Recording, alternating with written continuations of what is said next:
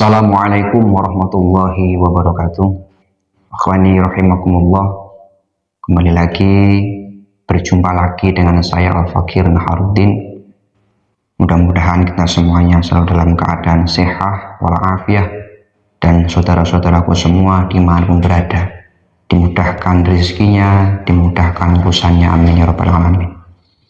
Bismillahirrahmanirrahim. Alhamdulillahirabbil alamin. Shalatu wassalamu ala asyrofil anbiya wal mursalin sayyidina maulana Muhammadin sallallahu alaihi wasallam wa ala alihi wa ashabihi wa azwajihi wa dzurriyyatil karam ajmain. Amma ba'd.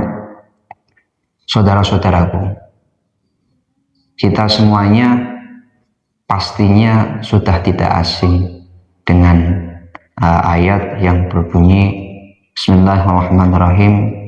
Ama khalaqtul jinna wal insa illa liya'budun ma uridu minhum ayyut'imun wa ma uridu minhum min rizqin wa ma uridu ayyut'imun. Al-ayat. Jadi aku tidak menciptakan manusia selain untuk beribadah kepadaku. Aku tidak minta mereka semuanya artinya mencari makan, ya, ataupun mencari rezeki. Aku tidak minta itu. Yang aku minta adalah ibadah. Nah, di sini saudaraku, kita harus pahami, ya, harus pahami dengan bijak ayat ini. Kita semuanya harus mengetahui dulu makna ibadah itu apa. Ibadah itu adalah setiap apapun yang bisa mendatangkan ridho Allah, taqarrub kepada Allah Ta'ala, mendekatkan diri kepada Allah Ta'ala. Ini ibadah. Setiap apapun yang dengan itu kita bisa bertaqarrub kepada Allah dan bisa diridhoi oleh Allah Subhanahu wa Ta'ala. Ini namanya ibadah. Untuk itu ibadah itu sangat banyak, tidak terbatas, ya. Maka untuk itu kita bisa mengetahui, ya, hakikat ibadah itu dulu, ya, sebelum kita menuju ke pembahasan lain.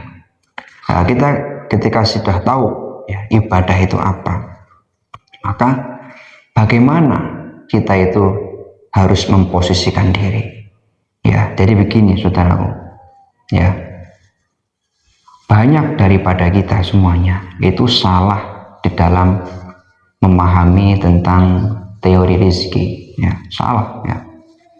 Jadi banyak orang itu yang berdalih, ya, ini buat keluarga, nah, ini buat keluarga, buat anak, buat istri, ya, semangatlah ibadah, gitu ya. Tapi bersamaan itu tidak sholat, bersamaan itu nggak puasa. Nah, berarti dari situ kita bisa tahu ini berarti pilih-pilih nih, gitu ya. Jadi ibadah itu nggak bisa seperti itu, saudara. Kalau kita bisa betul-betul memposisikan diri kita sebagai hamba Allah, kita adalah ciptaan yang harus mengabdi kepada Allah. Tentunya nggak seperti itu, ya. Kita itu harus menjadi orang yang inna sholati wa nusuki wa mahyaya wa mamati lillahi rabbil alamin. Nah, bagaimana kita bisa meyakini itu dalam hati kita? Jadi sholat kita, ibadah, hidup, mati hanya untuk Allah. Nah, kita harus paham, saudara, semuanya yang ngasih itu hakikatnya Allah. Kita diberikan makan, diberikan minum, diberi kendaraan, diberi rumah, diberi pakaian, semuanya itu Allah secara hakikatnya.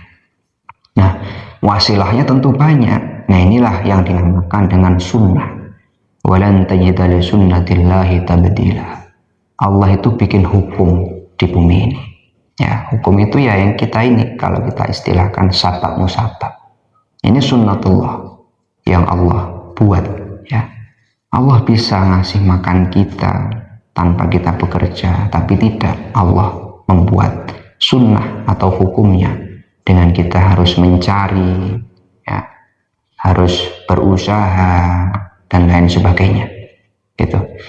Allah bikin membuat kita itu kenyang tanpa kita itu makan? Bisa seperti halnya malaikat, ya. Dan bahkan ada itu di sebagian orang-orang soleh yang meyakini betul tentang rizki, terus yakin tentang ibadah, bahwasannya mendedikasikan dirinya hanya kepada Allah itu diberi kenyang tanpa makan. Itu ada banyak riwayat yang mengatakan seperti itu.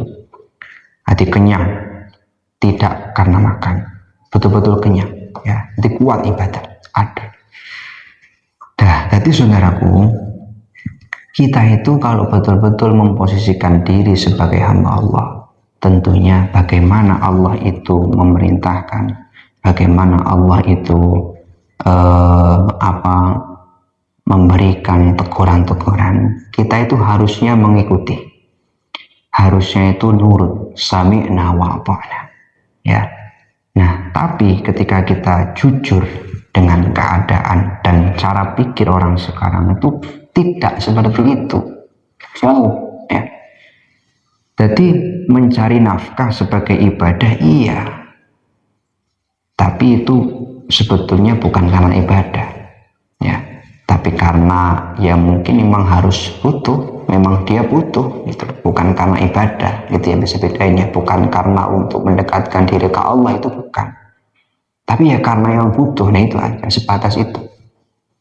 Padahal ya kita itu diciptakan untuk mengabdi ke Allah. Kenapa? Karena semua yang kita dapat ini dari Allah Ta'ala.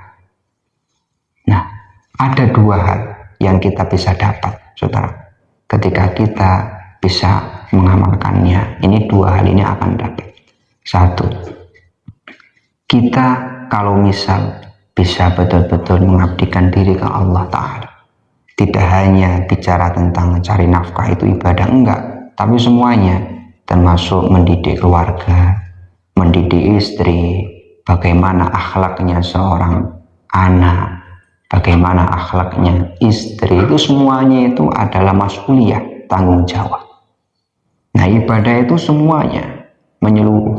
Nah, kalau kita itu betul-betul tahu tentang posisi kita, maka harusnya semuanya itu dilaksanakan supaya apa? Supaya diridhoi oleh Allah Ta'ala. Karena hal itu semuanya yang mendatangkan ridho Allah. Hal itu semuanya yang mendatangkan taqarrub atau berdekat kepada Allah Ta'ala.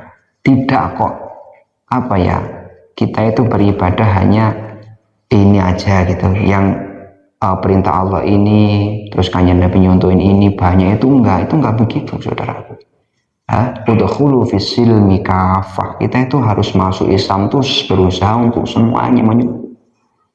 Kita kan tahu sendiri, saudara, ya, ada orang yang senang ngaji gitu ya, tapi istrinya buka aurat, no problem, nggak masalah kayak senang ngaji gitu, tapi anaknya sekolah dur tinggi, tapi nggak tahu tentang akhlak. Kalau perempuan mungkin nggak tahu hukum tentang haid. Nah,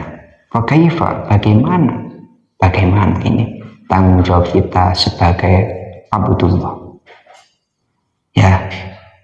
Ketika kita bisa mengamalkan itu, kita ibadah, maka kita akan dapat, ya, apa itu yang namanya kemakmuran,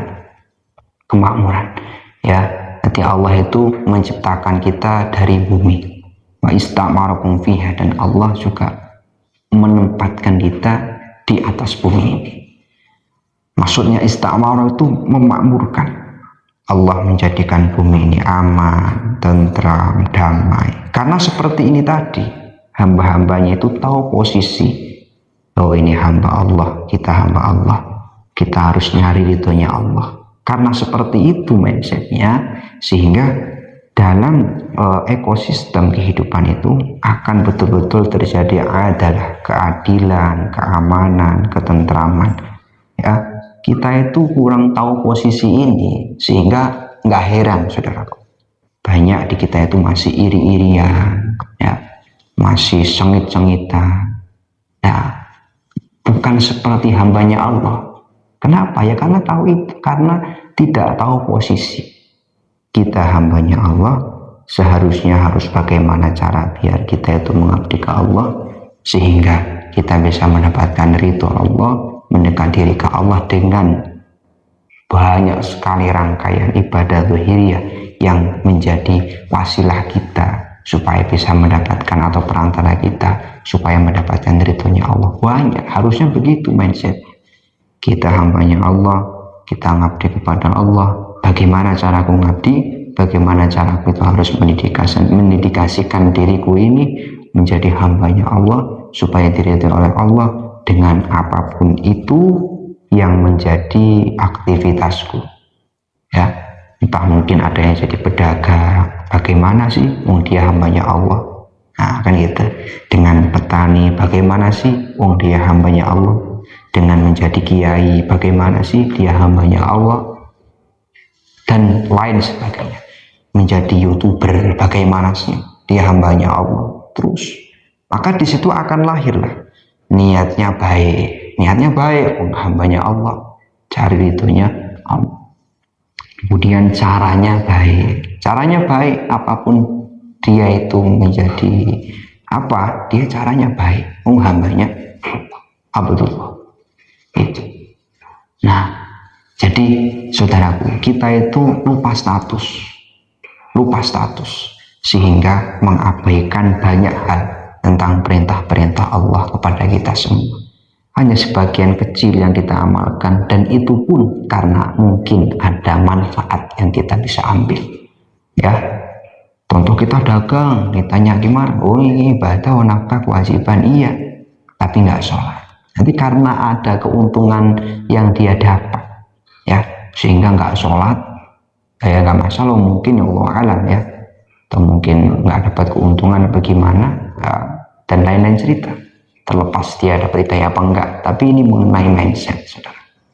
Nah, cukup sekian ya, mudah-mudahan bisa menggugah diri kita untuk bisa menjadi teguran untuk kita semuanya. Kita tahu harus siapa diri kita, dan kepada siapa kita harus mendedikasikan hidup ini. Untuk itu, ketika kita tafakuri ini, maka seharusnya kita bisa menemukan, ya, hanya Allah lah yang menjadi penjuru kita. Untuk itu, bagaimana Allah itu memerintahkan kita, bagaimana Allah itu melarang kita harus pahami. Karena ternyata Allah itu memerintahkan, Allah itu melarang, itu manfaatnya nggak kembali ke Allah, tapi hanya kepada kita sendiri.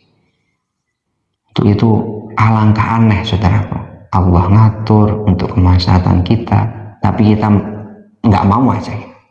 Kita nampik semua.